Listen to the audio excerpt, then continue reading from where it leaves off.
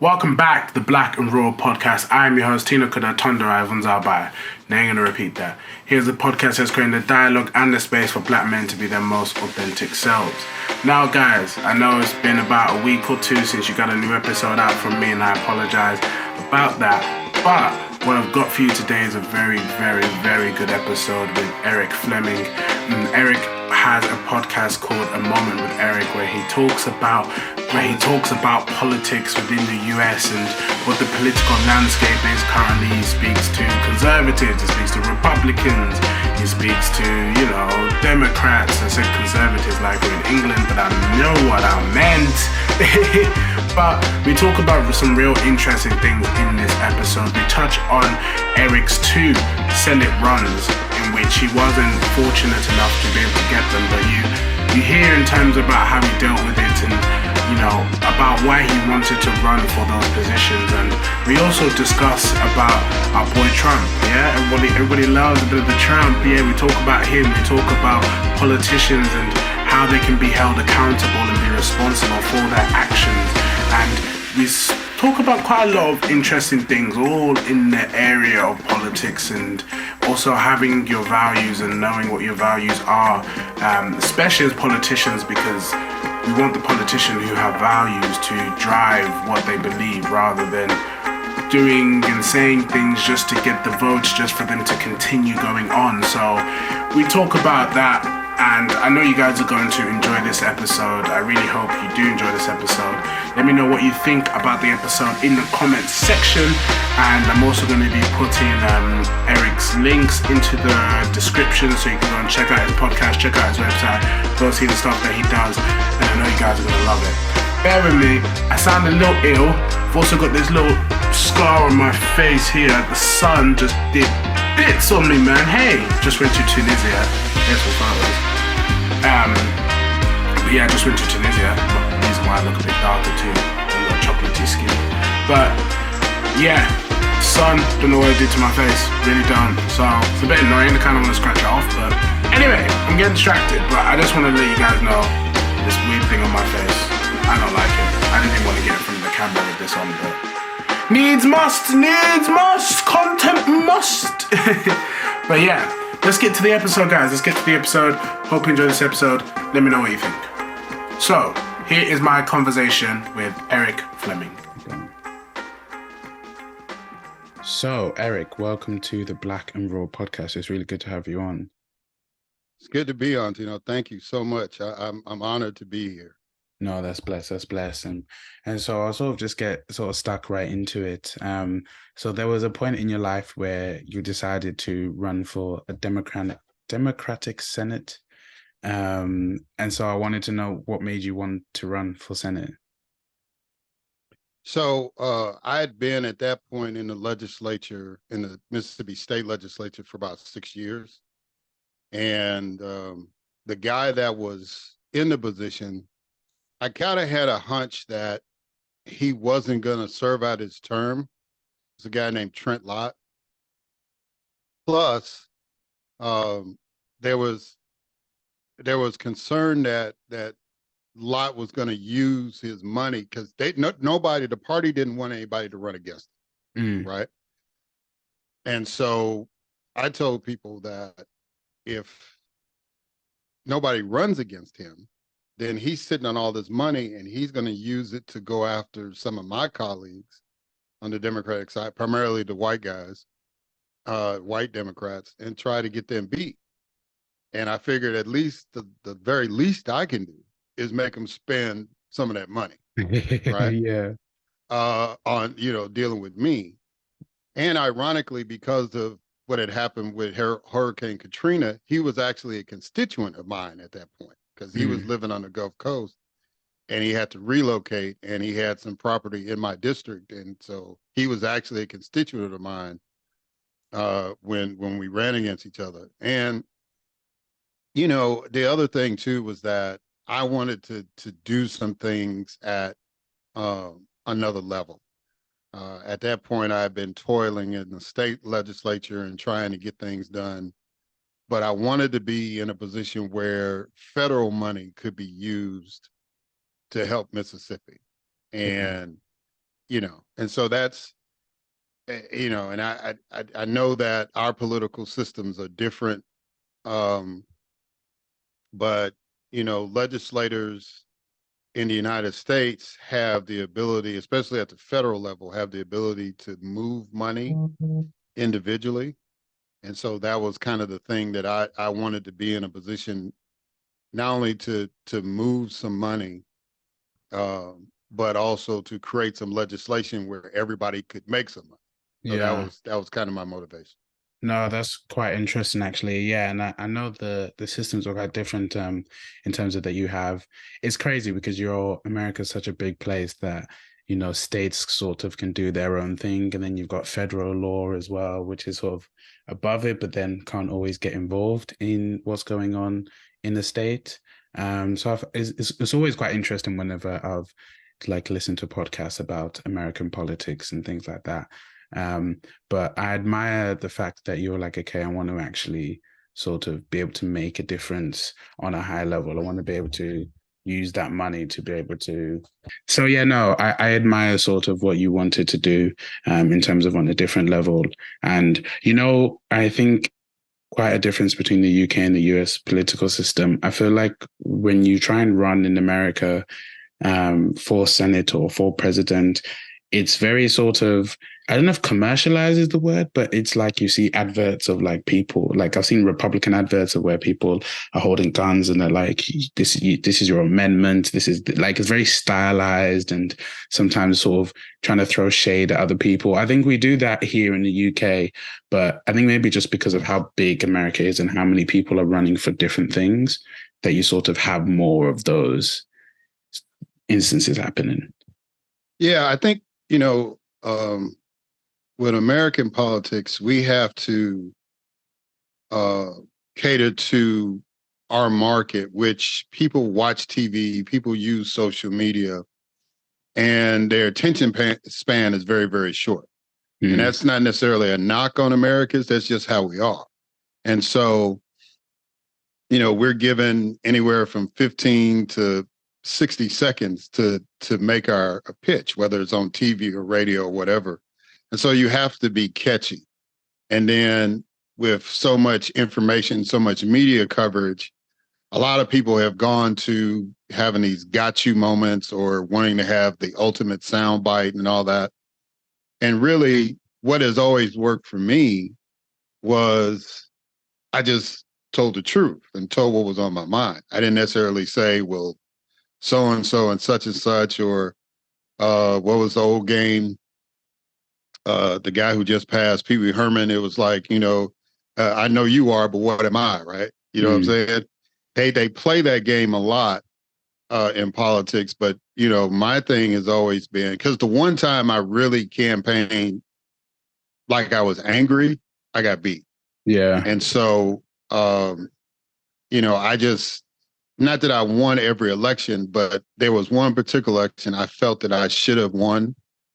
But I campaigned angry. And that was kind of the way I was being steered with my staff. It was like, you've done all this stuff and then somebody's coming after you, so you got to go after them. But that wasn't really my style. I think, when you talk to people and just make it plain to them and deal with what they want to deal with, right? If the biggest concern in your area is education, then you need to focus in on how you're going to fix education. Yeah. If it's about the economy, you need to focus in on the economy. But America also has gotten real personal with their politics, not just insulting each other, but as far as, well, if I'm in the government, I'm going to dictate this in your life. Yeah. Or the other side, if, well, I'm going to stop you from doing this in your life. Right. And that's not what government is all about. Not on a liberal side or a conservative side. It's about, well, my guiding principle in politics has been the preamble of the U.S. Constitution, more specifically, the general welfare and individual liberty, right? Mm. And I think every piece of legislation should be a balance of promoting the general welfare and securing individual liberty. And if one, it might skew one way or the other. Like in the situation with the pandemic, you're more concerned about the general welfare of the individual liberty. That's why you're telling folks they need to get a shot. You know what I'm saying? Yeah. But it's got to be grounded in that principle to me. If not, there's nothing in the preamble that says I'm going to make you have a baby. There's nothing in the preamble that says I'm going to make you drive this car. You know what I'm saying? Yeah, I hear you. Or read this book. It's about, the individual liberty is like you live your life. As long as you don't do damage to society and living your life, that's fine. That's my attitude toward it. But there are a lot of people that was like, well, we got to do this. And I used to ask them all the time, if you achieve this stuff, how much money are you going to get in your next paycheck? If it's not, and my mentality is, if it's not going to improve the general, and especially being in the state of Mississippi when I was elected, the poorest state in the United States, if it's not going to put more money in your pocket, that's really not a priority at this particular point. That was just my mindset. No, fair enough. I think there's quite a lot of interesting points in there. Definitely how people approach politics. Personally, for me, like, I'm quite interested in politics. I listen to quite a lot of political podcasts, but I always, in terms of for politics in the UK here, we've started to sort of get into a lot of sort of culture war-y. It's sort of like identity politics. And I do think those things are important, especially for the people that are, maybe feeling like they're being attacked by politicians and stuff like that. But I think, for a UK perspective, they're really just sort of trying to distract us from the job that they've done. Like, we've had Conservatives in power for 13 years and the UK is much poorer. And, the outlook of the UK doesn't look the best. And they're really trying to distract from that. They're really like, oh, all your issues are because we've got too many migrants here. Well, no, the issues of why healthcare doesn't work, why education doesn't work is because it's been gutted for years. It hasn't got to do with the migrants. And you can look at other countries that sort out, like when migrants come to them, they're processed in about 2-3 months. But here it can be up to a year, up to 2 years, and then the backlog and everything else just waiting. So I always feel like sometimes we need politicians that sort of a bit more accountability and have a bit more honesty. It's like, okay, yeah, we messed up here. We know we messed up, but everyone is always looking to the next election, like the next this. How can we keep ourselves here to do this, to be here, in 4 years' time? Whereas really any change or anything good takes time, and there's no long-term. I never see any long-term planning from either party. So I definitely think it's quite interesting in terms of what we've got now in politics, UK, US. Even we're seeing a lot more sort of right-wing extremism throughout. Like Italy have just got, I forgot what the woman's name is, but she's also quite white. I think it's Fioni or something like that. Yeah. So it's interesting what we're seeing in the political space right now. Yeah, and so it's a global phenomenon. What we try to simplify in political language of nationalism, right? And migrants are easy targets, regardless. But in the United States, we have more of a vigorous argument about it because the history of our country has been about immigrants. Even the Europeans that are over here. I mean, this was a country that was, before it was a country, the land was controlled by indigenous people. And, systematically they were driven out and we practice a form of apartheid here that seems to be accepted, right? And so, with Native and indigenous people. So now, and then the Africans that came over, the majority of them came over in bondage, right? And so that was a struggle for hundreds of years in how to deal with the Africans that you brought up.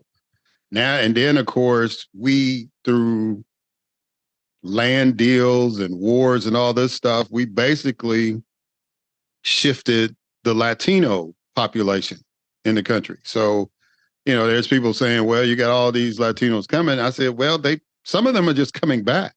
Yeah. Because if you trace some of the Latino folks in the United States, their ancestors were in the United States before they were in Mexico, as we define Mexico now. So, you've got, and then we actually had a ban on immigrants from China at one point in our history. I remember we literally had a ban, and we literally put Japanese citizens in concentration camps. So every group in the United States has been impacted by immigration in a negative way. And so, but the one thing that we try to remind people is that if it wasn't for immigration, we wouldn't have a country at all. Yeah. Or we would all be members of some indigenous tribe if that was the case. So,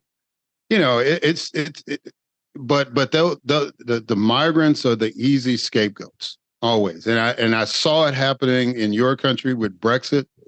I saw it happening, and that was part of the reason why y'all separated from the European Union, was because of what was happening in Syria, right? And the immigrants that were coming in, from the war that was going on there. So, I don't know what it is and why it is that people feel that nationalism has to be so focused, where we can't do anything else but just take care of our own country. In a world where I am literally on a phone with you right now talking. Yeah. Right? You are in a whole nother country than I am, and we are having a conversation. But the political leaders feel they just got to keep everything within their nation. And that's insane. It's like, this is a global economy. This is a global communication system. This is a global political system, really. And so we've got to learn how to, the phrase I like to use is walk and chew gum at the same time. I had a guest on my podcast, and we were talking about immigration.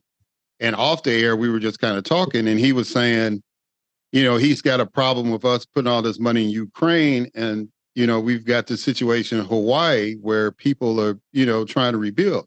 And I used that phrase. I said, the American government can walk and chew gum at the same time. We can put resources in to literally rebuild towns because we have a history of doing that. Yeah. We've also have a history of getting rid of towns in the name of economic progress, right? But we also have the capability, and we made the commitment after World War II to make sure that people who are trying to oppress other folks, we would step in. Yeah, definitely. And that's what's happening where and we believe that every country has a sovereign right to exist. And so we think that Ukraine has the right to exist. No matter how you feel about Russia, they have the right to exist. We don't think that they have the right to encroach on Ukraine's sovereignty. And so we're helping them. And all we're doing is sending money. I can understand if we were saying, okay, we're physically going to send troops there. Yeah. But if all we're doing is just giving them the money to get what they need to fight back, we can do that in the United States. Writing a checkbook is easy as far as that's concerned. That's the easy part of fighting a war. Oh, all we got to do is write a check. That's Send fine. the money over ours, Carl. Just accountants, you sorted it. You sorted it. Cool. Yeah, cool. we can do that. But that's, see, if we had said after the end of World War II, all right, that's it, we're done, because it's like we didn't want to get into this war in the first place. We got in it. We helped y'all win over here in Europe. We beat the Japanese ourselves. So, we're done. It was like, we're just going to go back to being this. Peace. Yeah. Yeah. We just going to be our nice little country and reap the benefits of all this production we did and building tanks and all this stuff and turn into something else. And, if you need us, call us, but we're going to stay we're not going to be the policemen of the world. But the United States not only made a commitment to be the policeman of the world, but they made a commitment to be the financial backbone for the world too. Mm. And so that's why everything is based on the US dollar. And so when you make a commitment like that, you got to fulfill it until you publicly say, yeah, we're out of that business. Right. Until then, you got to do what you got to do. Yeah. I mean, I don't think they can ever sort of get out of it, to be honest with you, now that it's sort of the president has been set. I remember I was listening to a podcast. I keep mentioning I listen to podcasts, but it's a good way to get information. But they were saying, the amount of money that they're actually giving to Ukraine is such a small percentage of what America spends on just defense and anything else in general. And when you mean you can chew gum and walk at the same time, it's like they've got the money to fund Ukraine and make sure that Hawaii is okay and is not being satellite. Like you hear people saying, oh, why can't they fix the problem that's going on? And I think there's a zombie drug where people are halfway up, that drug epidemics, in the US, and they're like, why can't we need to be dealing with that rather than give money to Ukraine? Yo, if the people in power wanted to deal with that, they easily could do. They know what to do. They've got smart enough people around them to be able to come up with some solutions. It's more of a political headache to be like, right, we need to put money into mental health. We need to put money into this. It then just becomes a thing of, political pawns sort of just fighting each other and not realizing, okay, people are actually being hurt on the ground, and we need to come out of our ivory towers or our debate halls, and we know what to do. Let's just do it. Let's put the money and do it. Sure, it's going to be expensive now, but it's going to be so much cheaper in the long run for us if we deal with it now. Because now imagine you've got police having to deal with people that, I was going to say crackheads, but that's not fair, but drug users that are on the streets, and then you've got mental health services that need to deal with them, but underfunded, overstressed. And you put more money, more resources into them. So there's ways which, you can chew gum and walk at the same time, but it's just not being done. And then you just have people online being like, we shouldn't be giving money to Ukraine. And the reason why they're giving money to Ukraine is also because they're showing China that if you invade Taiwan, we will be there. So it's also the fact that the US are trying to send a message to Xi Jinping is yo, we're not letting Putin get away with this. And I think when it comes to Taiwan, it will even be more extreme anyway. They will definitely have troops there. They already have naval ships anyway patrolling the sea too. So it's something where they're we're sending a message to Xi Jinping that don't you dare come near Taiwan. And the beauty of talking to people from other countries is that you see what's going on better than Americans see what's going on. Always to me. You're one of the few podcasters I even have heard mention China and Taiwan and the tension that's going on there, right? And that is exactly what Joe Biden and Secretary Austin and Secretary of State Blinken and all this, that's exactly the message they're sending to China. If you go after Taiwan, we're going to come after you. And also understand this. Ukraine is one of the breadbaskets of the world. Yeah. They are the number one producer of sunflower byproducts. They are the 6th largest grain producer in the world. So that has an impact on economies, right? Taiwan is one of the largest manufacturing countries in the world, right? So if they are in a conflict, well, guess what happens with us? Inflation all over again, right? Yeah, exactly. So there's not only just, this commitment about preserving democracy and all this. This is about maintaining order so that the folks that want to make money can still make money, and the folks that are working for a living, can afford to live. Because if Taiwan and China gets into a conflict, and Ukraine and Russia are still in battle, we're gonna see prices go up again, and that's going to be a struggle on American workers and American families. So, Yeah, there's a lot of stuff going on around the world, and we never talk about what's going on in Africa, right? Mm, But there's a lot of stuff going on in the world that the United States, because they made a commitment to be the policeman, have to keep a finger on and make moves and all this stuff. Because, outside of what happened in Libya, we haven't really had a major presence, in any other African nation, right? yeah. But it got to a point with Libya where the United States made a determination under a black president. Let's be clear about that. Under a black man being president, it was time they said, well, we've got to get Gaddafi out of this position. Now, there were some people that disagreed with that. So be it. But the United States made a calculation that it's time for the Libyan people to have a say-so in their government as opposed to the strongman.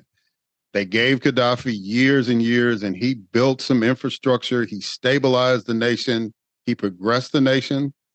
But, it's one of those situations where you start rigging elections and you start making it so that you're the only option for people to have.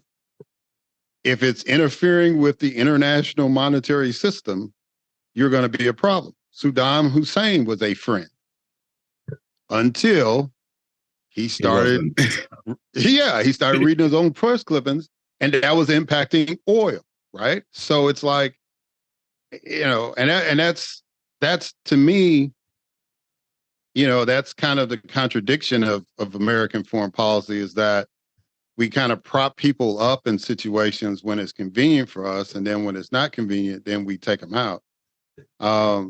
Whereas if we stay strictly with our principle, a lot of these folks shouldn't get into power, or there should be certain restrictions, as far as them, trying to maintain power as an all thing.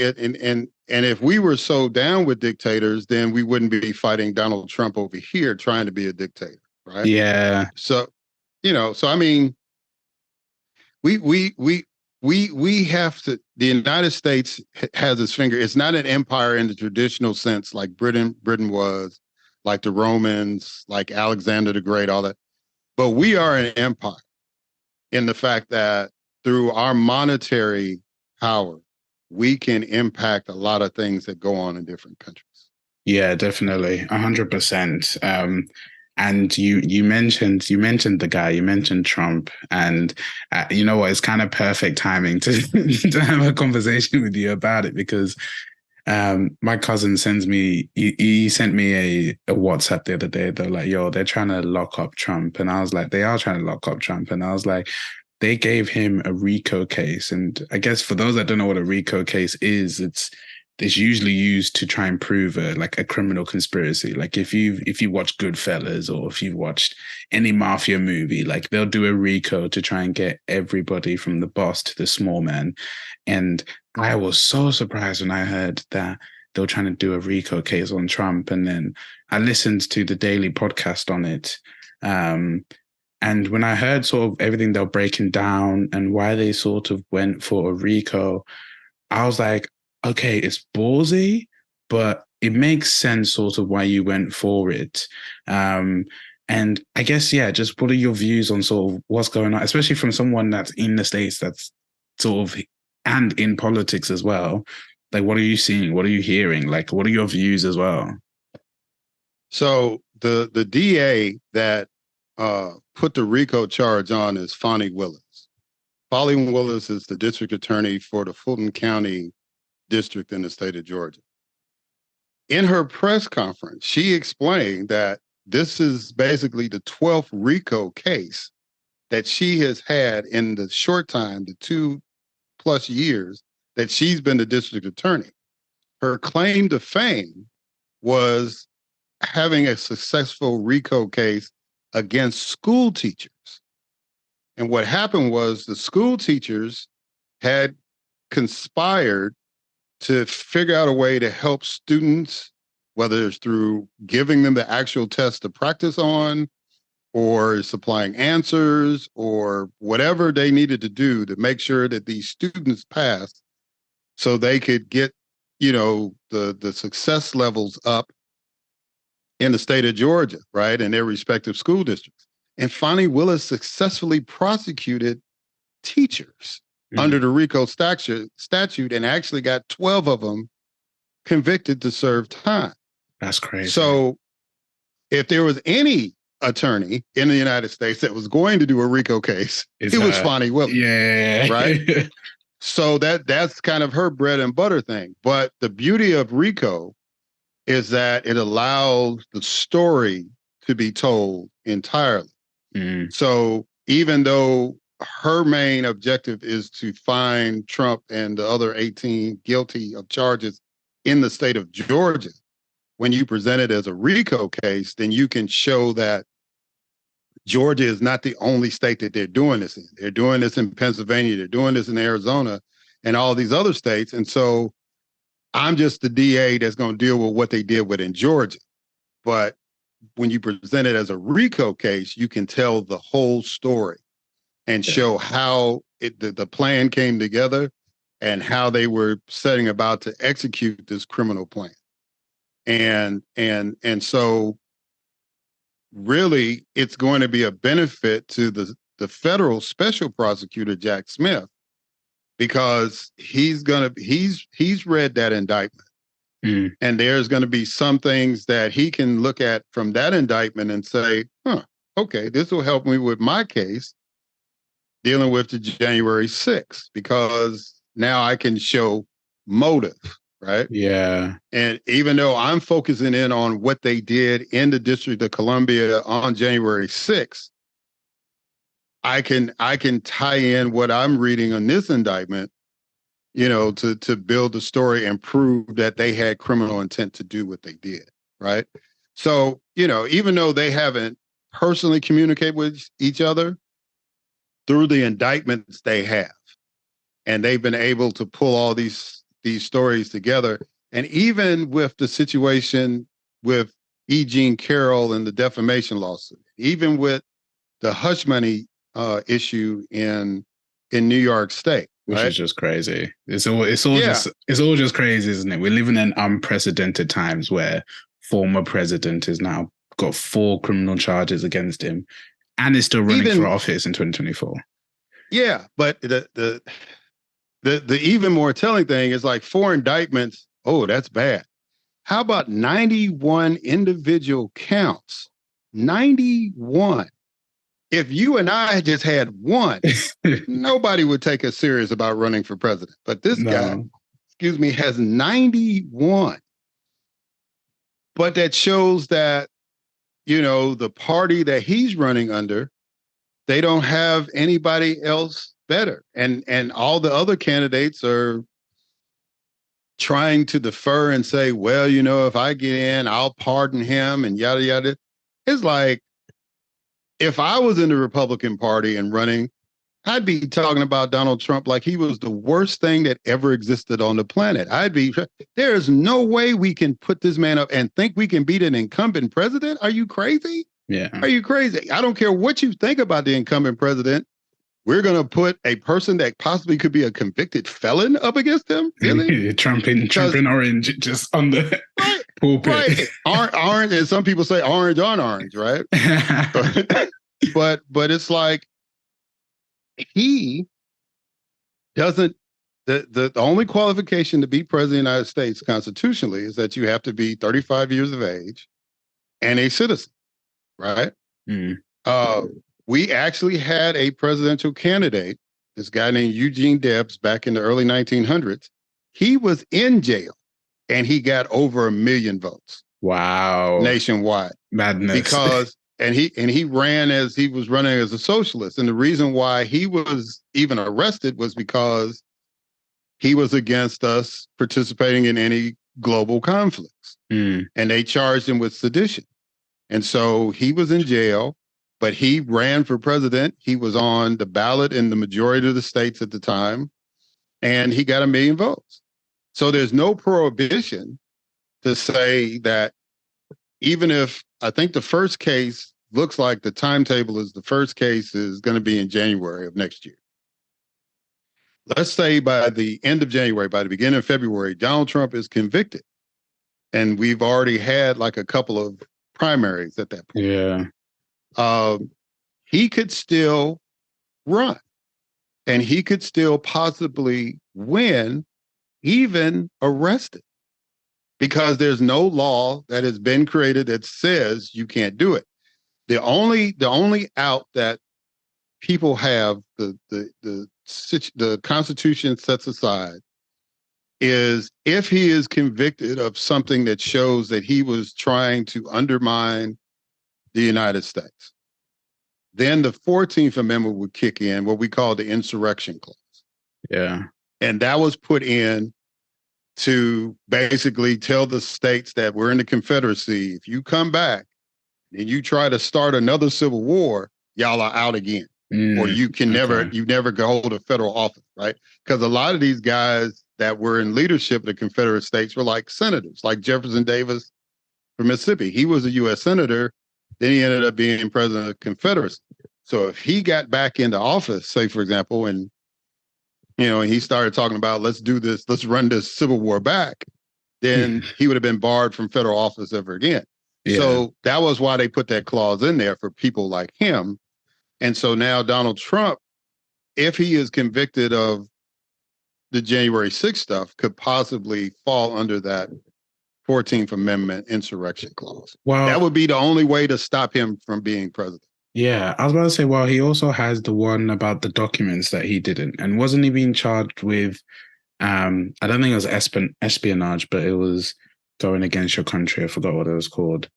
Well, it is pretty much espionage in the sense that the issue in trying to prove espionage with him is that we don't know who, we don't have a clear trail as to who he might have shown those documents and to. Contacted. Yeah. Right.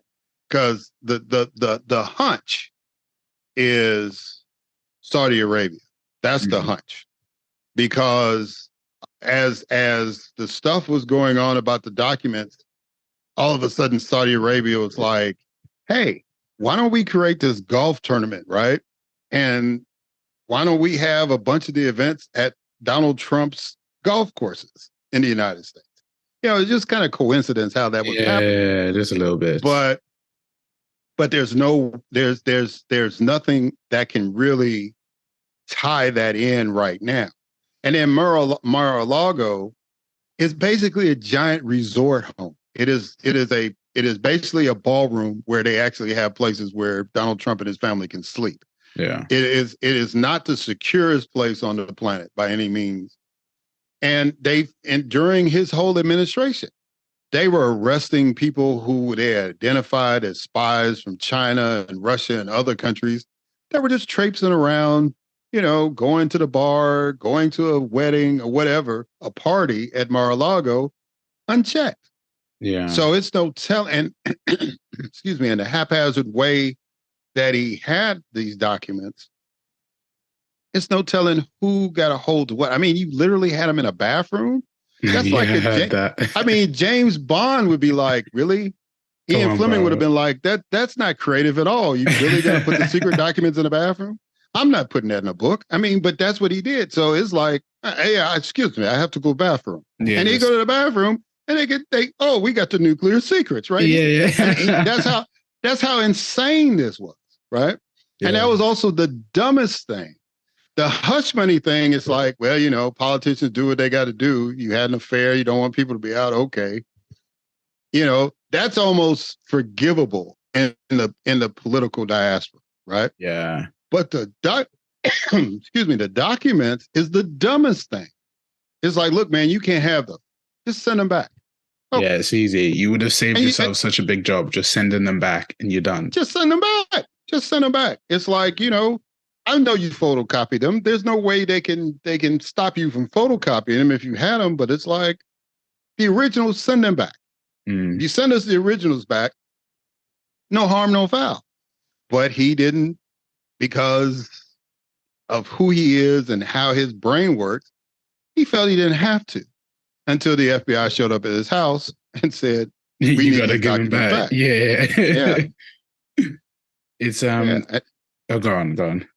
No, I was just saying, and so because all that, now he's saying, oh, well, this is just a witch hunt, and they just don't want me to run and all this stuff. And it's like, dude, to be honest, you are the guy we want to run.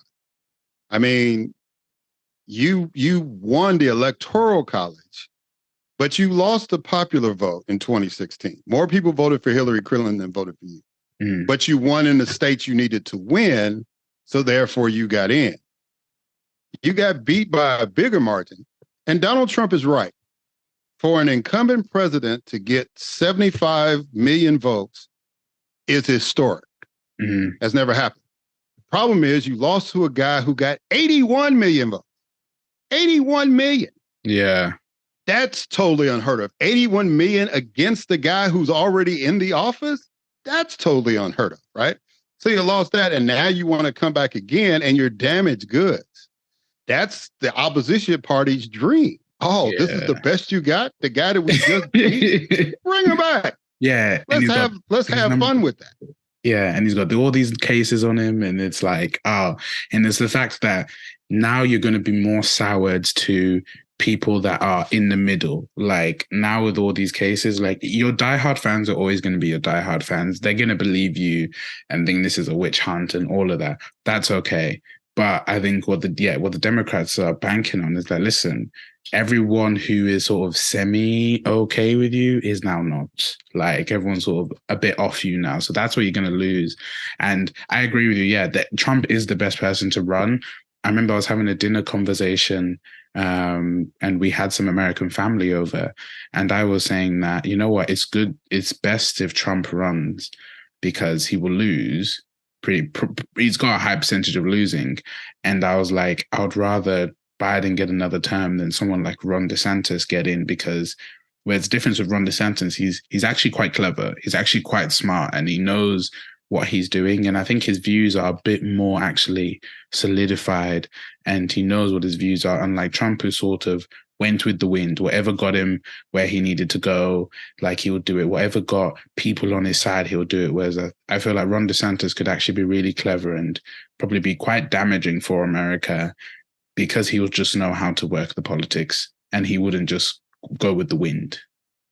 And the same way with Mike Pence too. See, Ron DeSantis and Mike Pence were both congressmen and both governors. So they understand the system. So if they get in, they can cause more damage because they would know how to work the system. Like you said, Donald Trump is the classic case of a dude, right? Yeah, I'm gonna run because I'm just, we had a situation in Mississippi where a truck driver who was so dedicated to his job that he didn't even vote for himself. He got back too late to even vote for himself on election day. And he messed around and won the Democratic nomination, right? Now, he got beat soundly in the election. But just imagine in that same scenario, this truck driver turns around and now he's the governor of the state of Mississippi, right? And even though I know him and he's a pretty nice guy and all that, his sister's really, really a class person here in Atlanta. But let's just say he got in and he didn't exactly do what he wanted to do. Or he kind of made some mistakes, but I got to be governor. So it's like, yeah, I want to do this again. Yeah, exactly. I want to do this again. I wasn't really planning on it. I didn't think it was going to happen. I was mad about something. I put my name out there, but I got it now, so I want to keep it. I said, but Donald Trump's the same way. He wasn't planning on winning. The most surprised person in America of Donald Trump winning the election was Donald Trump himself. And so now he's been given his position, a guy with his ego. Now people have to salute him. He's got his own helicopter. He's got his own plane that taxpayers are paying for. He's got a crib, you know what I'm saying? Because he even made a statement that the White House was not as nice as his crib. You know what I'm saying? He said that. And so it's like, but you got this house and you got all the trappings and stuff. You're flying around the world. People have to respect you because you are the president of the United States of America. So it's like, yeah, I'm going to fight to keep this job. And then I'm not surprised that he was saying, well, no, I didn't lose. They cheated me and blah, blah, and this, that, and the other. I'm not surprised at him reacting the way he is. But I am disturbed in the fact that there were not enough sane people around him to say, it's all right, dude, you had your run. It was good. Yeah. You pulled off something that not many people, only 44 other people ever did what you did. So chalk that up, go back to making money in real estate. You can always pat yourself in the back and say you were literally the president of the United States for 4 years and keep it pushing. Nobody had the courage. Nobody had the temerity. Nobody had the integrity to challenge, to check him down and let him just run wild. And then even went so far as to be complicit with him to come up with a scheme to try to take the government down so he could get back in. That's where everything went crazy. The reaction is expected. If you didn't plan to win and you messed around and won and got to serve, yeah, I want to stay. yeah, I want to stay. Yeah, of course. Yeah. President by accident. Okay. Yeah, why not? Man, it's better than any Hollywood movie that ever came up with the script, right? I mean, and the person that he ended up beating was probably one of the most qualified people to run for the position. Yeah. Hillary Clinton, was a former first lady of a state and a country. She was a U.S. senator. She was a secretary of state. I mean, she was building a resume like the founding fathers. You know what I'm saying? And so for him to beat her was the ultimate upset. And then turn right around, and then, you've got to run against the guy who was the vice president of the previous president, and he's older than you. I'm sure he was thinking, okay, I'm going to pull this off again. Yeah. And when it didn't happen, now he's disappointed. He's angry. Okay, we get all that. But you can't overturn the government because you didn't get the result. Yeah, because you didn't. Is the ultimate temper tantrum, isn't it? It's just on a huge scale. It's like, I didn't get what I want, so now I'm just gonna mess stuff up. And it's like, bro, you just can't be. You just can't be. It's quite interesting where we are sort of in the political climate right now, because as we were saying, sort of right wing and nationalism is definitely on the rise, and it's definitely interesting. Obviously there's tensions, but I think it's also just quite interesting to sort of see what is happening around us right now. I guess for you, how do you feel about this current political climate that we're in? And I guess what are you seeing in terms of maybe what's going to happen in the future? So one of the things about America that I like is the word hope, right? Because if you just look at where we are now politically, you're like going, it's just people are like, they don't want to talk to each other. There was a time in America where you could, and there used to be a cartoon that depicted that real well. It was these two characters, Ralph and Sam. And before they punched in the clock, they were talking about their families and, all these, vacations and all this stuff. Then they punched in and their whole job was to beat each other up, right? They did that for like 8 hours. Then when the whistle blew and they punched out, it's like, hey, so so-and-so's having a barbecue. You going to be there? Oh, yeah, I wouldn't miss it. As a matter of fact, I'll bring something. He said, cool. They went back to being friends again. And that's the way American politics, to an extent, used to be. It was kind of a gentleman and ladies agreement once women were starting to get elected, where it's like, yeah, when we go into session or, when we're campaigning, we're going to go after each other and we're going to talk about different views on issues and all that. But it was like when we adjourned for the day, it's like, hey, we going to the sports bar. Y'all want to come? Or the lobbyists would take all of us, Democrats, Republicans, out to dinner or whatever, and everybody would have a good time. Ronald Reagan and Tip O'Neill, who was the Speaker of the House when he was president, they had a set time every day to sit down and have a drink and not talk about politics. They would just sit down and talk about, being Irish or whatever they do, right? But they had a set time where they just kind of were collegial, for at least about an hour or two, and then they went back to doing whatever they had to do. So it was like that was kind of the norm. Now we're in a position where Republicans and Democrats don't socialize, they don't talk to each other, they don't hang out. Lobbyists, if your state is democratically controlled, the lobbyists don't talk to the Republicans. Vice versa. If the Republicans control it, the lobbyists don't talk to the Democrats. That's insane. It's like it's been so divided, but the hope is watching people like Maxwell Frost and the two Justins in Tennessee and all these other young people that are running on principle and issues, and they're learning and they're organizing. I mean, AOC is kind of the elder statesman of that group, and she's not even 30, I don't think, right? No, she is 30. She just got, yeah, and she's the elder statesman of the group. And so it's like when you have people like that, and there's some Republicans like that too. I can't name them off the top of my head, but I know they're out there. And there's some people out here, there are young people out here who are trying to get us back to a political norm of talking about issues and coming up with solutions. Yeah. You had said something earlier about politicians thinking about the next election and just trying to win. One of my mantras has always been a politician thinks of the next election, but a statesman thinks of the next generation. And what I see happening is that there are some statesmen and stateswomen rising up, and not just in where we say the traditional white communities, but in communities of color. Yeah. Indigenous people, Latinos, Asians, Black folks. There are people these are young people who are coming up who are looking at the issues of the day, and they're starting organizations.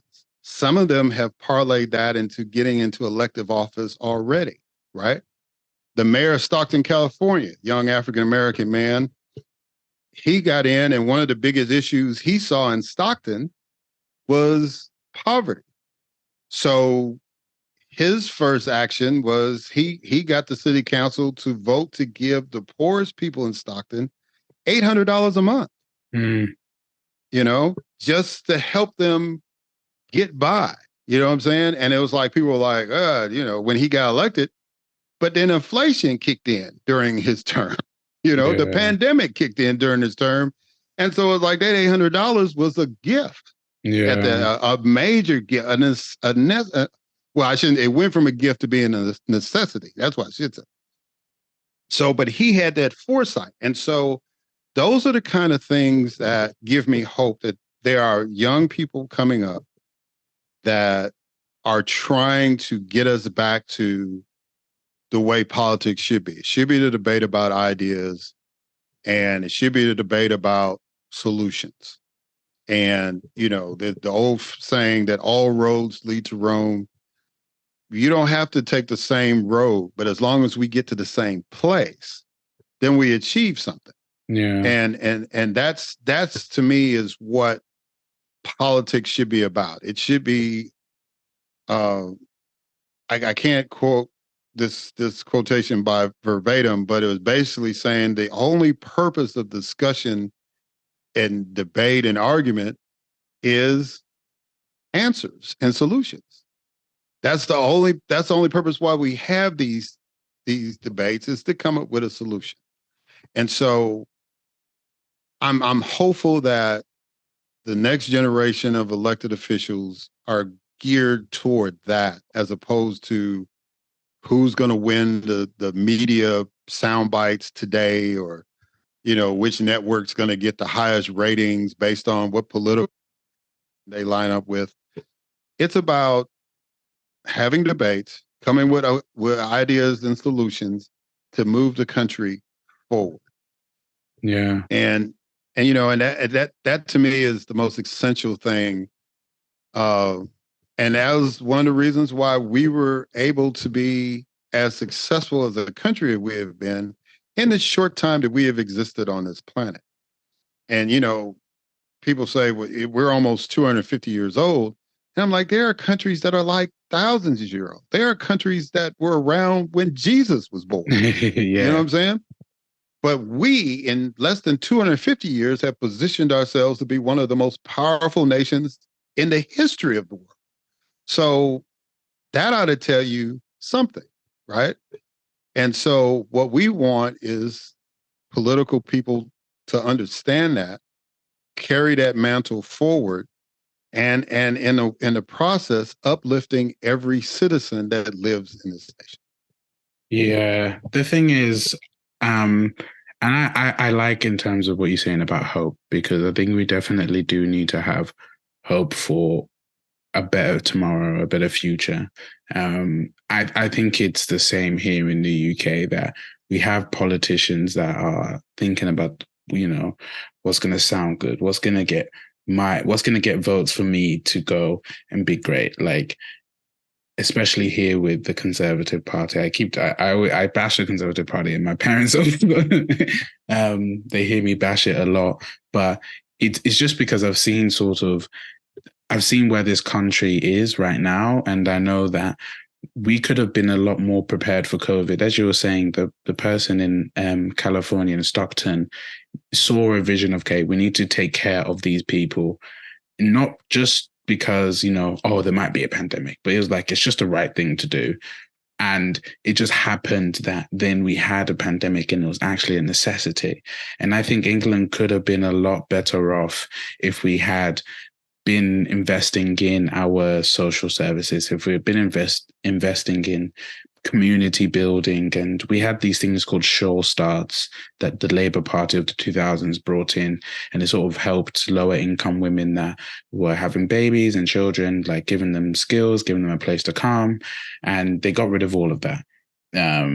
And that was quite a shame, because I'm sure those places actually gave real benefits to people. And imagine if we still had those during COVID, they probably would have been necessity places, and we would have just had another place for people to go to do social distance, to all of that. But mothers that just had babies in COVID maybe could have gone there for like an hour, and you had separated appointments and all of that. But those things would have been such a good resource for us. And youth, we had loads of youth clubs, and youth clubs have just disappeared. And now, youth criminality is on the rise. Youth don't know where to go. It's because they're bored. It's because they don't have role models. They don't have places where they can go to, where they can congregate and meet each other and grow and develop. And I think we need politicians that understand sort of the value of people, the value of what it means to take care of the people in your society, because at the end of the day, that is also what's going to help raise that's also what's going to help raise living standards. It's going to, like, if your people are feeling a lot better, then it's going to definitely help with productivity. If you have less people that are on mental health benefit checks and that are on disability checks, and they can go and actually access the resources that help them. Oh, and guess what? Then they can go to work, and then they can contribute to society. But those are long-term things. They're not short-term solutions. I don't know if there really are any short-term solutions, to be honest with you. But yeah, that's just sort of. I mean, you could give people, a check. You know what I'm saying, to get them by for a particular time, which is what we did, with COVID. Our response to trying to get people back on their feet. But then you have people saying, well, you've made these folks lazy. It's like now they don't want to work a regular job. No, they literally had time to reflect, and I think that's been part of the dynamic in politics in the United States, is that COVID gave people a chance to reflect on things. It gave them a chance to reflect on relationships they were in. It gave them a chance to reflect on the families that they had established. And it gave them a chance to reflect about the careers that they had undertaken, right? And so the biggest thing was making sure that, when these folks came back, that they were given some kind of incentive to come back. And people, it was just amazing to me. People argued me down when I said, well, we probably need to consider paying people more money. And there were people just jumping on me saying, oh, but corporations can't afford this and all that.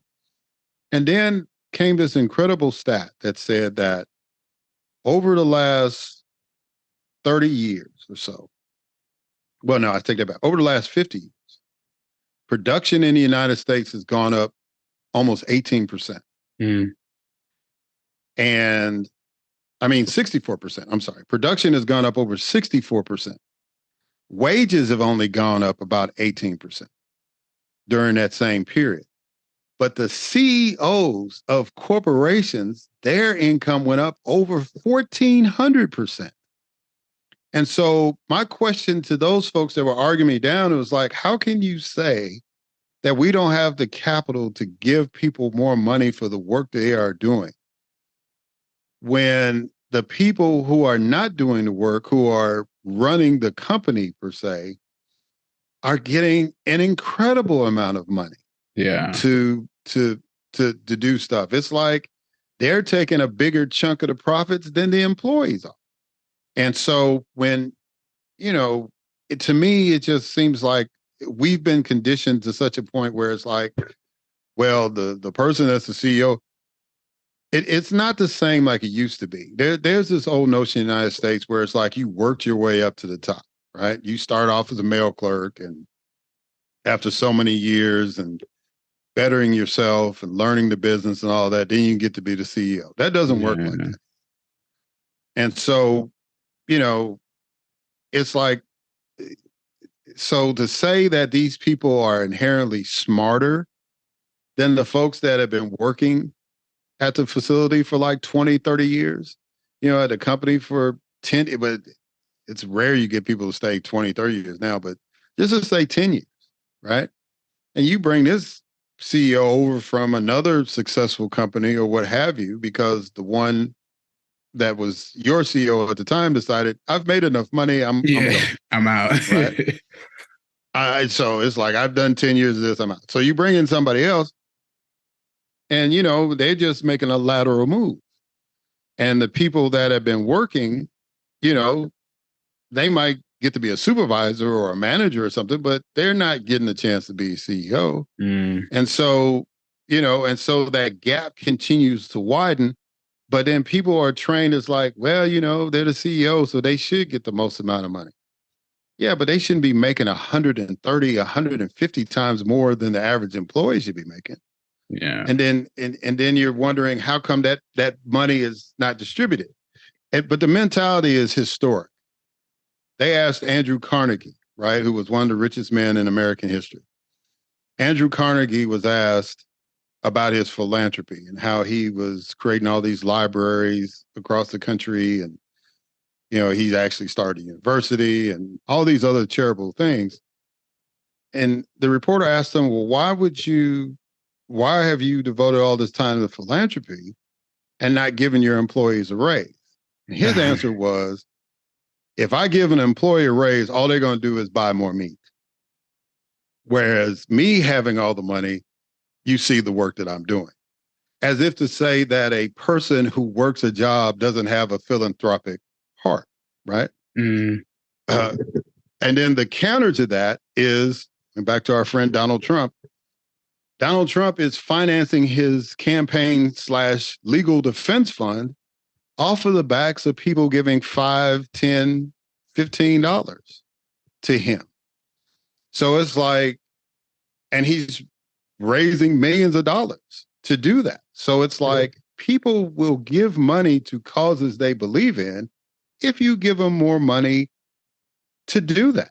But if all you give them is just enough to exist and to have the means to get to and from work, no, they're not going to do that. And whereas your benevolence is okay, you're human too. So there's only certain things that you like. Andrew Carnegie was down with libraries. Okay. Steve Jobs might be down with cars. I don't know. It's just, you know what I'm saying? It was just that people need to be paid for what their work. If they are producing 64% better than they were 50 years ago, then their wages should reflect that. Yeah, definitely. Yeah. Yeah, it's capitalism, isn't it? I remember reading a book about capitalism, and it just sort of made me, as much as it's the system that we have, like it's sort of worked, sort of not worked. It's worked in terms of we know we live in this world where we can have podcasts, we can have really nice mics, and we can record really great content. But you've got global warming, you've got poverty, you've got inequality, there's so many things that have been neglected or just ignored because of the sake for profit. We need to make as much profit as we can, so we exploit whoever we can, wherever we can, and then just deal with the wreckage later. So I don't even know how we get a new world system. We probably won't live to see it, if there ever is one. I don't know whether social capitalism is a thing. I don't know. I generally don't know, but I just know that if we sort of continue the way we're going, it's not going to end up pretty at all. Yeah, I make the contention, on my podcast and to anybody that listens, is that we do capitalism wrong. There's nothing inherently wrong with a economic theory, right? Mm-hmm. Whether it's communism, socialism, capitalism, or a hybrid of the three, right? What the issue is how small-minded human beings become. And what we've seen in communist territories is that, well, if we can control their wages and control, what they buy and all this stuff, then we can control every aspect of their lives. And they've got to show loyalty to me. You're saying that's a small-minded man, instead of looking at it as like something totally egalitarian and just saying, hey, we've got to make sure everybody's taken care of. And we will provide everything that they need to have. But they don't have to worry about going to the hospital. They don't have to worry about school or none of this stuff. We just allow them to make enough money where, they can eat. If they want to go out of the country, let them go. Let them visit somewhere. You know what I'm saying? Yeah. But, there's people that with capitalism, it's like, okay, we want people to have the ability to make as much money as they can, to use their creative resources to do it. But then, we reward entertainers more than we reward teachers, right? And CEOs are considered the smartest people on the planet, and we're more concerned about pleasing somebody that bought a share on E-Trade than we are about the actual consumer that we're creating the product for, right? Yeah. So, it's just, and then the fact that in the United States, healthcare is not a right. Public school is a right, education, but only to a certain level, right? Yeah. So it's like, to say, when one of our biggest debates is, well, everybody should have healthcare. Oh, no, the government can't pay for healthcare. Why not? The government can. The government can pay for. Others do. Huh? I said other governments pay for healthcare. You've got the money to. You've got the resources to. And the country would be healthier if you did it that way. On a whole, our life expectancy will go up and everything else. But because Americans have proven on their own that they are interested, or else all these industries with fitness and vitamins and all this stuff would not be making money if Americans didn't care about their health. So it's like, if you had a system where it's like, yeah, I'm not feeling good, I'm going to go to the doctor, and not have to worry about being bankrupt a month later when the bill shows up, you would have a nation that is more proactive about their health than they even are now. Right? Yeah. And if they are healthier, then that means they're going to work longer, whether it's in their own business or whether it's working for your business. They're going to be in the game longer because they're healthier. But we don't think like that. We just think about, how much money can I make right this minute? And if I can't make the money that I want this minute, then I've failed, right? And the greed piece and the power tripping are what destroys any economic system. It doesn't matter if it's socialism, capitalism, communism. Greed and greed, period, because greed and gluttony are what destroys any economic system. Yeah. And so if you can control the greed, if you can control the gluttony, then more people will benefit from whatever system you decide to use. But in the United States, we do capitalism wrong because people have to pay to go to college. People have to pay for their health care. You know, it's just, and, you know, you have to go on strike to get a raise. I mean, even the entertainers are on Yeah, they're strike now, striking. Yeah, exactly, right? Brian. Even the riots are striking. So it's crazy, isn't it? Yeah. I saw a video the other day of this dude that's a writer, and he writes for this really successful show called The Bear. I don't know if you've heard of it. Oh yeah, it's based out of Chicago, actually. Yeah, brilliant, absolutely brilliant show. And he's the writer of it, and even he was saying like the show's made millions. Like Disney and FX are raking in the dollars from it. It's getting Emmys and all of this and that. And then the writer is struggling, bro. It's like the dude who literally, without him, the show would not be what it is. Your actors would not have the great material that they then perform. Like, it's without that dude, your show is not there. Yet he's even saying, I'm struggling. And that's just bonkers, right? That's just crazy. If writers are struggling, then what about others that aren't in that very fortunate position? You know, it's even here, we've got so many strikes. We've got nurses striking, doctors striking, postmen are striking. Like, it's kind of crazy how the lengths you have to go just to be like, no, we should be treated fairly and we should be paid for the work that we do. And even after COVID, well, during COVID, we're all there like, clap for the carers, clap for the nurses. And then afterwards, it's like, nah, so sod you off now. We're done with you. Thanks. We're not actually going to give you the pay for you to actually live a decent life, but we appreciate your work. Right. It was like, we give you a clap and then we're going to give you a slap after. Yeah. That's basically how that worked out. Yeah. So yeah, but go on. No, I was just going to say, I think, you know, I think there's an innate evil in people to try to take advantage of folks. And I think that's the thing we have to suppress when we're trying to look at building wealth. I think that if we get out of the mindset of just trying to figure out the cheapest way to get stuff done instead of doing it the right way. Yeah, it's, you know, you had mentioned earlier about people not paying in the front end, you know. So there was a commercial in the States for Fram oil filters. And the guy would basically, his tagline was, you can pay me now or you can pay me later. And it was like, if you go ahead and buy this oil filter, then you won't have to come see me, the mechanic, to fix your car and charge you a higher rate to fix your car. And so, you know, I don't think America invests. They don't believe in investing. In American mindset is buying stocks and bonds and, you know, day trading and Forex trading, all that. Yeah. Whereas investing really is, you know, putting out your best product and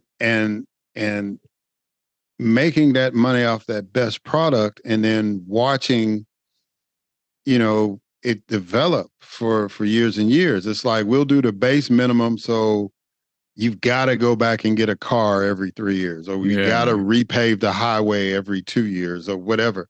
And, you know, just so they can constantly make money instead of doing it right the first time so that you can get paid to do what you did successfully in one spot somewhere else. And they don't understand that concept. And you know, well, they understand it, but they choose not to do it. Yeah, it makes more money to do the other way, doesn't it? So they just want to do that instead of building a product that is going to take a minute for it to be replaced, right? But it's like, if just for example, if the United States said, okay, we're going to spend whatever amount of money it takes to fix the interstate systems where we don't have to deal with them for 10 years. Okay. Instead of, if they did that, then that would money that they would normally spend on repairing every 2 years. Well, now they can spend it on something else that they can put their effort in and make sure that lasts for X number of years. Right. Yeah. But it's just all about a hustle more so than a commitment to doing stuff the right way. And that to me is kind of why we've fallen behind. The other thing is that, when we won World War II, we basically told two countries, Germany and Japan, that they could not have a standing army anymore, right? So what they ended up doing was, instead of spending their money on defense, they spent that money on technology. And so that's why people want German cars. That's why people want Japanese electronics, because they put that money into technology and they were able to parlay that in a global capitalistic market, right? And whereas the United States was always kind of like, oh, well, we make these products and we do this and that, and everybody wants something American. Now we're competing against those China, folks bro. because we kept spending money on defense. You understand what I'm saying? And not on technology. And most of the using is because we used it for defense, right? So we fell behind everybody else. And so now we're trying to catch up and all this stuff, but we realized how far behind we were in the pandemic because we couldn't make all these nice TVs and cars and computers because the countries that were doing it, they were impacted by COVID too.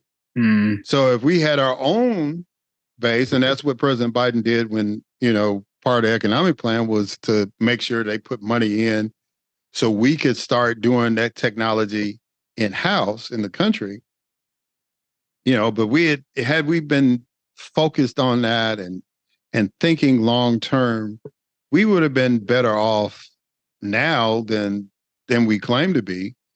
And, I think we are good as we are in the United States in spite of ourselves, in spite of our greed, in spite of our short-sightedness.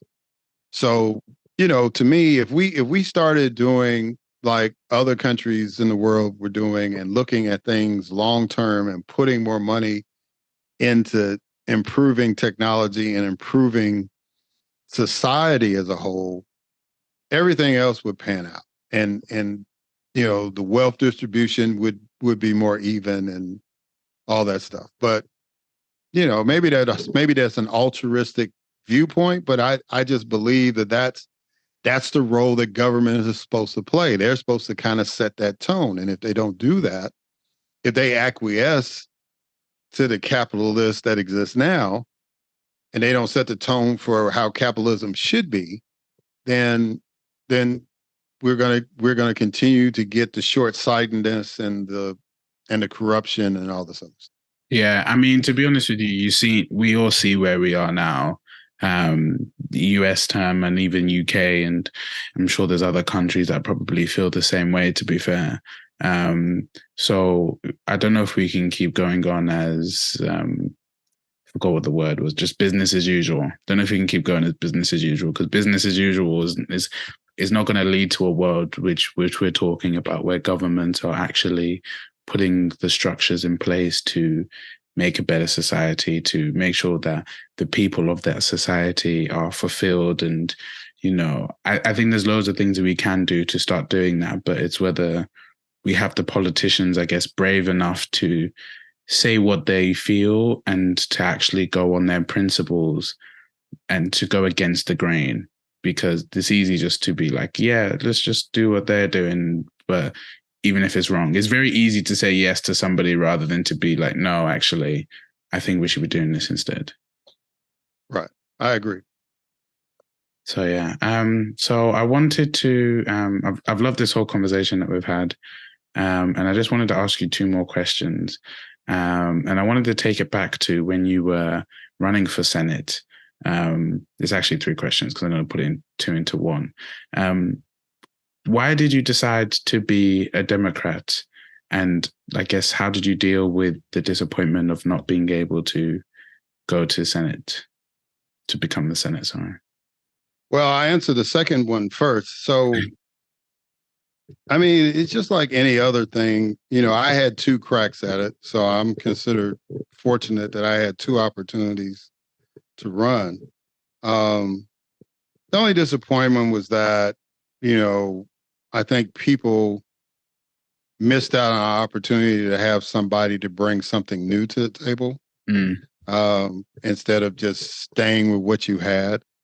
And I think if there's any place in the United States that needs to have somebody that's bringing new ideas and challenging the status quo, it would be Mississippi. But the people made their decision. Up until the 2020 election, the number of votes that I got the second time I ran was more than any other African American in the history of the state. And so I felt that, with the little money I had, that I accomplished something in that regard. But at that point, by the time I ran for the Senate the second time, I was not in political office at all. And so that meant that I was out of politics as far as being an elected official. So I had to deal with that, and make that adjustment. And it was kind of tougher than, I thought it would be. But, once I made it and was able to continue to do some other things, like I did some lobbying, and then I ended up, doing this podcast, then, I was able to contribute, and that was the main thing. I wanted to continue to put ideas out there and still contribute to the dialogue. But now, as far as being a Democrat, it started off real simple. I grew up in Chicago, Illinois, and Chicago is about as democratic a city as you're ever going to be. Yeah. Everything is centered around, and the joke I tell people, which is actually a true story, that my little league coach was my precinct captain, right?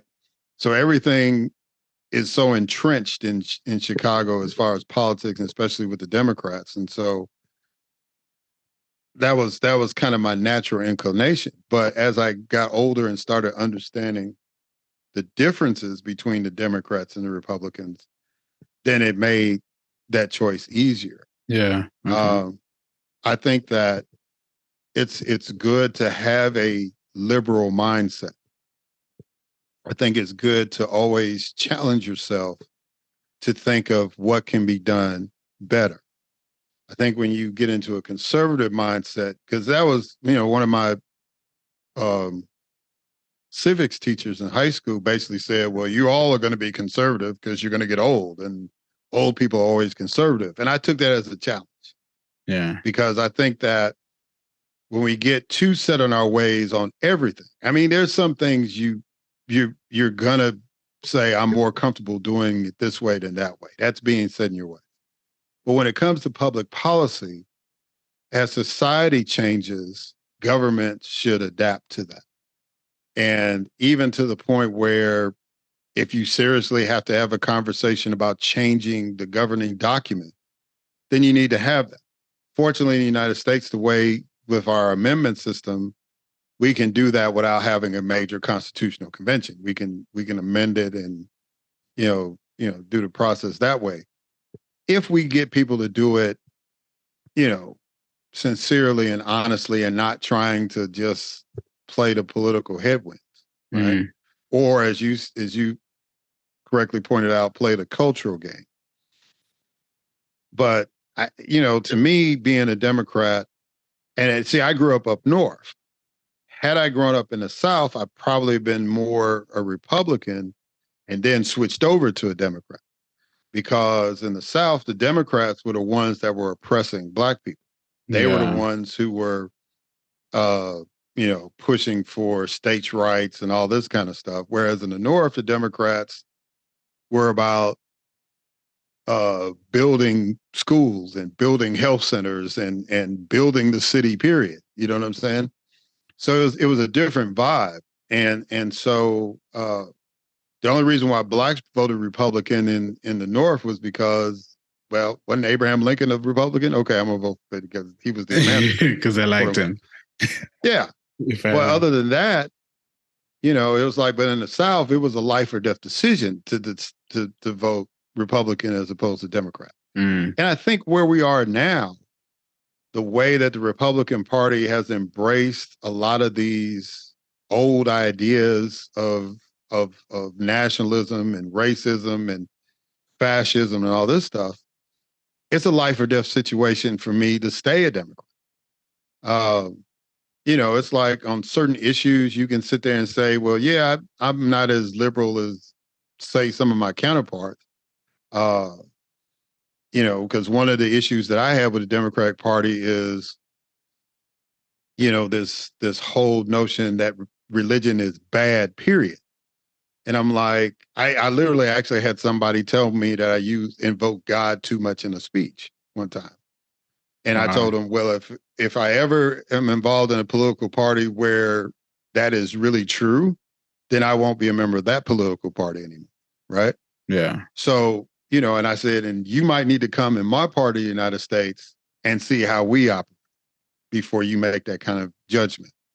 Because every Black Democratic politician I know is affiliated with the Christian church in one way or the other. If they're not affiliated with the Christian church, they're affiliated with Islam or Judaism, right? I mean, but they're affiliated religiously. Oh, affiliated with God and religion and all of it, like. Yeah, well, the Republicans try to say that God is on their side, and it's like, well, maybe the God Testament that was like destroying towns and all that, but not the God that brought Jesus into the world. I mean, we get into heated discussions about that, but the whole thing to me is that to be a Democrat now is to basically say, I believe in the United States of America. I believe that it is a country where everybody has an opportunity to be who they want to be and be the best version of who they are, right? Mm. And our government should not only reflect that, but should protect that. And I look at the other side as a party that wants to mold America in a particular image and be rigid about that. And that's never been what this country was about. Even when Black people had no say so, that wasn't what this country was about. It was always about challenging the norm, challenging the status quo. If that was the case, then we would have evolved like Canada to be a Commonwealth country with the United Kingdom instead of being a totally independent nation. Yeah. If we didn't challenge notions. You understand what I'm saying? Mm. So I mean, that's kind of the history of this country. And so, and the other piece is that the Democrats embrace the fact that there's good and bad, and we have to learn from the bad to get better, right? And I look at the conservative thing as like, well, yeah, bad things happen, but that's in the past.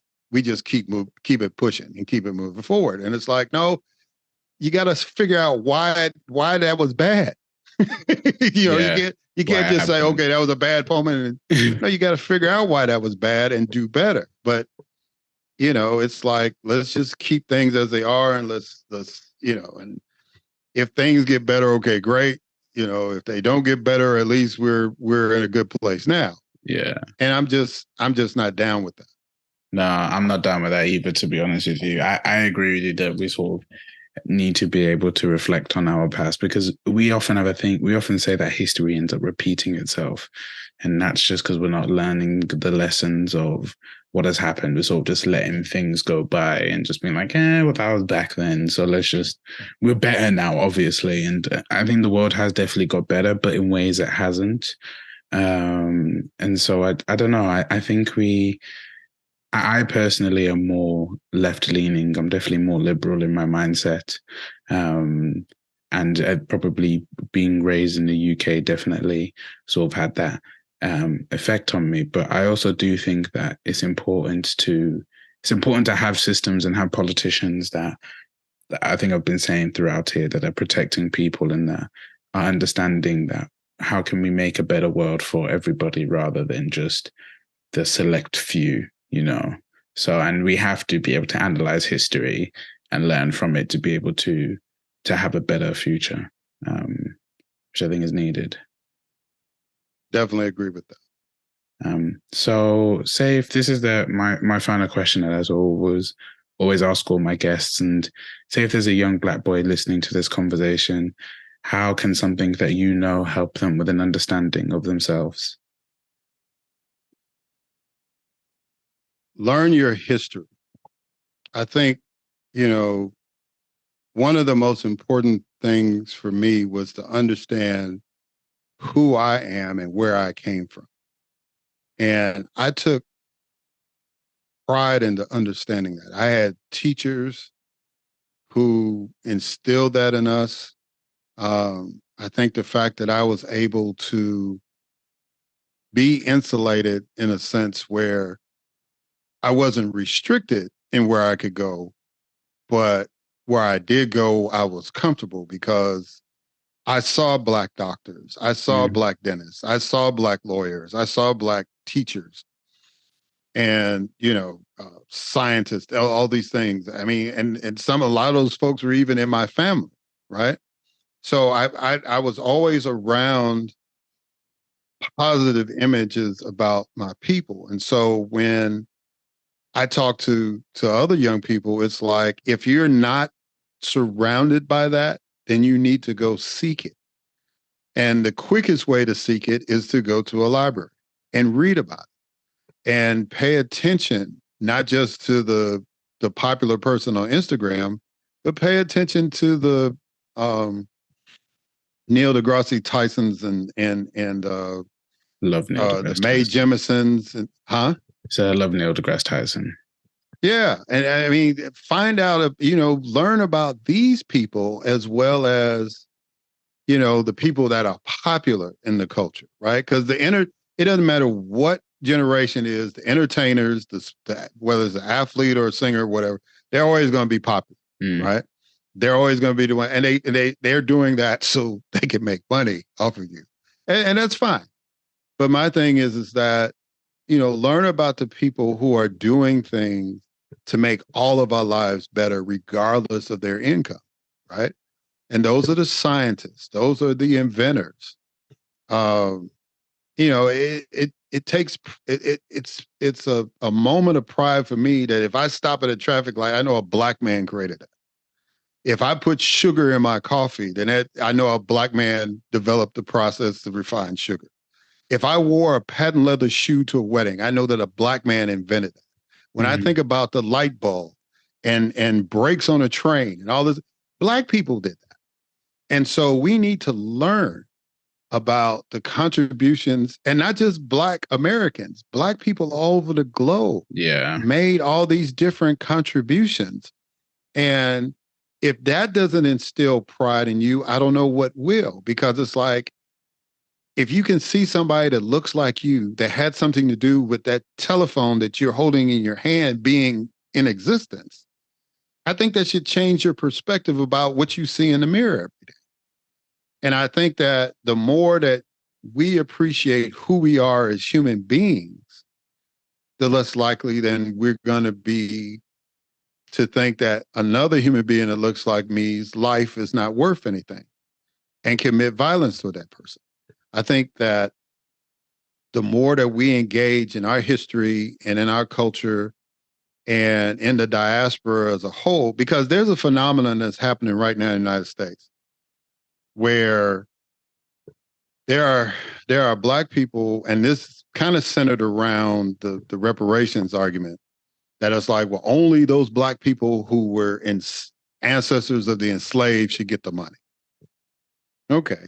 I don't think there's anybody from Chad or the Ivory Coast that shows up in the United States last month is saying, oh no, I need a claim for if y'all get reparations. I don't think people are doing that. But it's like, it's kind of developed. There's on social media, there's kind of this beef between Blacks or African Americans, who are natives, and then people who are from the diaspora that immigrate in the United States. And I think that's insane because it's like, if there's anybody that proves the worldwide connection, it's us, right? And so, you know, and the thing I stress is that when a police officer or, you know, a white woman decides that they want to, you know, challenge a Black person, they don't care if you came from Cameroon or if you came from Cameron Avenue. All they care about is that you look Black to them, and they're going to treat you that way, right? And I said, that commonality alone should make you look at your Black brothers and sisters with more respect than envy. And I think that goes back to, if we understand our history and understand our connection, right? Then I think people will be better off. Black people will be better off and would treat each other better and would be more motivated to pursue greater things because they know that it's in them. Yeah, bro. So now, Erik, thank you very much for coming on to the Black and Raw podcast. I love this chat. I always love talking about politics. So it was really interesting to get your perspective and to have a talk about it. So no, thank you. Thank you for having me, Tino. I appreciate it, brother. Thank you. It's been blessed. So I hope you have a good day. And thank you for joining me. Oh, but can I say one thing real quick? Yeah, go on. You want to go on? Y'all can listen to me on A Moment with Erik Fleming podcast, anywhere where you get your podcast. You can link up with me on Moment Erik, and Erik is spelled ERIK. So momenterik.com. Yeah, and I'm going to put those into the show notes so you guys can go and find that there as well very easily. I always forget to ask people what they want to plug. I make a deliberate. Yeah, I make a deliberate point at the end of the interview to let people plug their stuff. You know what I'm saying? But I just thought about it. I said, man, I gotta plug my shit. Yeah, of course. It's partially the reason you have people on, isn't it? They got to plug their stuff and talk about stuff that they're interested in. So no, I need to make a mental note of like always ask if they want to plug something. Yes, so well, thank you. Thank you. It's okay. I hope you have a good day as well. You too, sir. Bye. So that is the end of the episode. Thank you very much for listening. I hope you enjoyed this episode. I really enjoyed talking to Erik, and as I said, I'm going to put all his links into the description so you guys can go and check out his podcast. We're going to check out his website, show him some love, let him know that you listened to the episode. And yeah, I apologize. No, I don't apologize. I know this episode was a bit long, but you know, sometimes I really like those long form conversations. But like, you know what? Let me hear what y'all got to say. Like, do you prefer shorter conversations? Do you prefer longer conversations? Like, I'd love to know. Either way, that is it from me. I hope you guys have a blessed day. And yeah, leave a like, subscribe, comment, all that shebang. You know, if you want to follow me on Instagram or Twitter or TikTok at TinoTalk25. And yeah, hit me up. Or speak at blackandraw.co.uk, which is my email. So yeah, I think that's it. Anyway, peace guys, talk soon.